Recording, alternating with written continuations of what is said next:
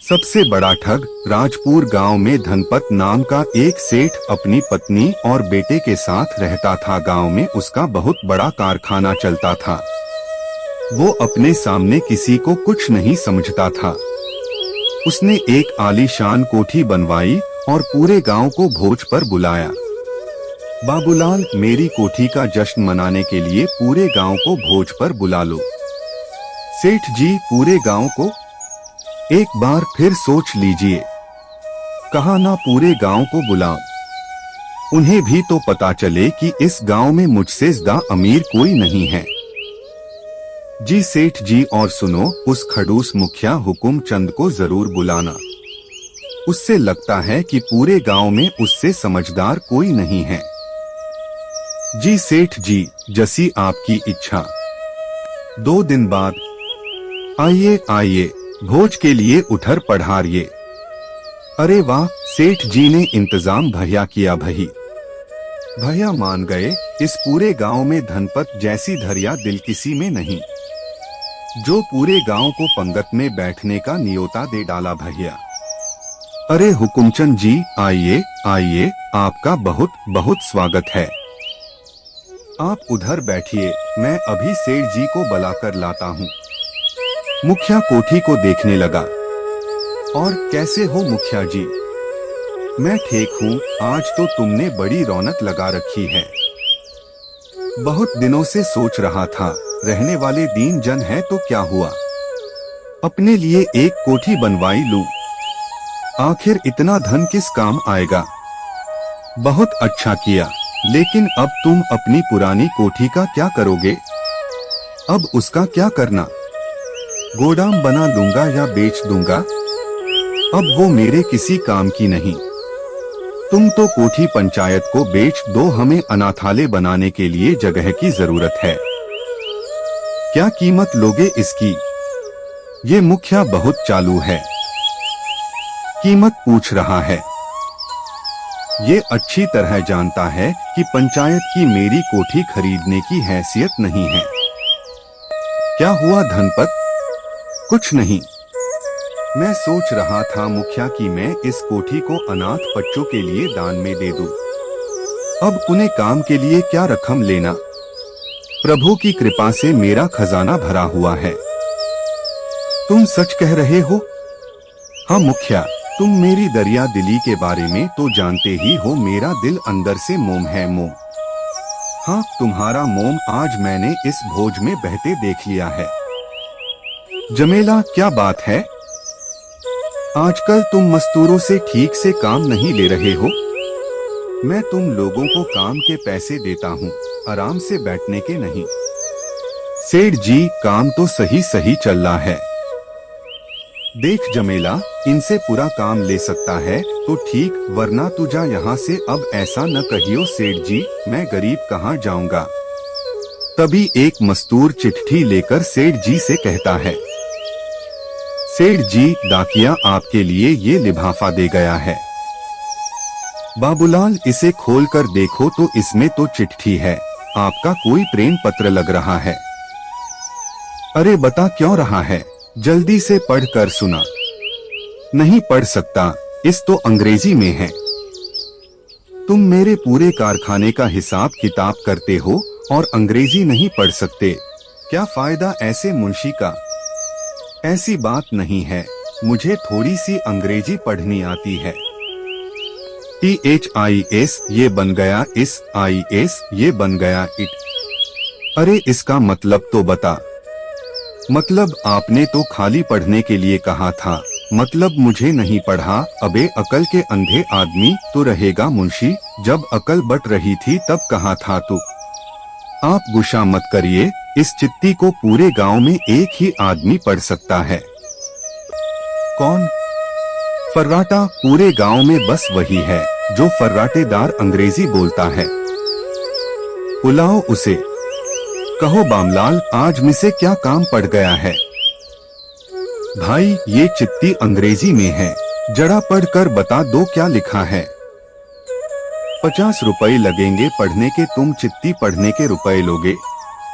हाँ, अगर पढ़वानी है तो बोलो, वरना मेरा समय बर्बाद मत करो।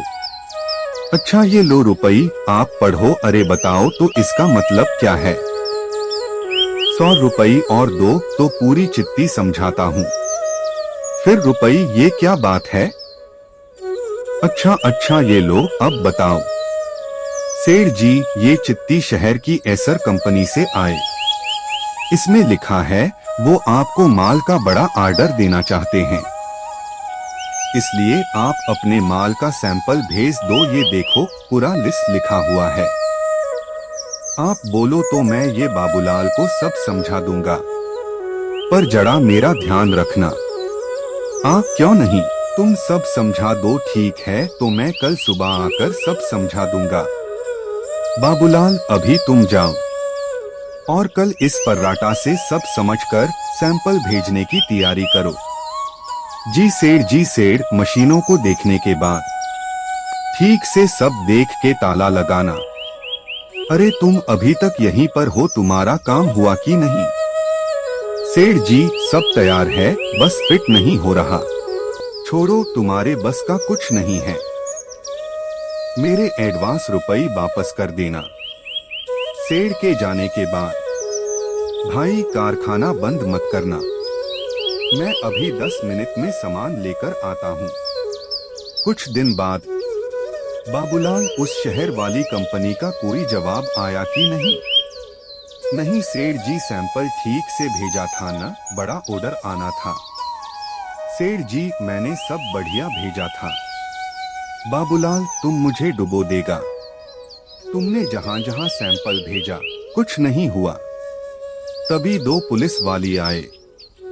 सेठ धनपत कौन है? क्या हुआ? मैं हूँ सेठ धनपत। तुम्हें हमारे साथ थाने चलना होगा। शिकायत आए तुम्हारी, तुम्हारा माल नकली है।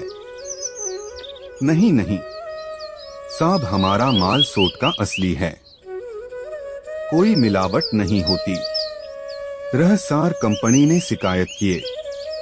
तुमने उनने जो सैंपल भेजे ना, सब मिलावट ही है। अगर ऐसा माल बाजार में गया ना तो तैलगा मच जाएगा। बे आपको गलत फहमी है, हमारे यहाँ ऐसा काम नहीं होता साहब। पुलिस वाले सेठ को पकड़ कर ले जाते हैं। सेठ जी आप घबराइए नहीं, मैं कुछ करता हूँ। 2 आदमी आकर कारखाने को सील कर देते हैं। यह आप क्या कर रहे हैं? सेठ पर अदालत में केस चलेगा, उसके बाद ही पता चलेगा इस कारखाने का क्या होगा। अगला ऑर्डर आने तक यह कारखाना बंद रहेगा। सेठ सब सच्चक बता। कहा ना मेरे कारखाने में कोई मिलावट वाला माल नहीं बनता। किसी ने झूठी शिकायत की है। हमारे पास सब सबूत है। घर पर सेठ बहुत चिंतित था। सुनिए जी, आपके जाने के बाद 5 लोग आए थे। बोल कर गए हैं कि हमारा रुपया 2 दिनों में वापस कर दो, वरना अच्छा नहीं होगा।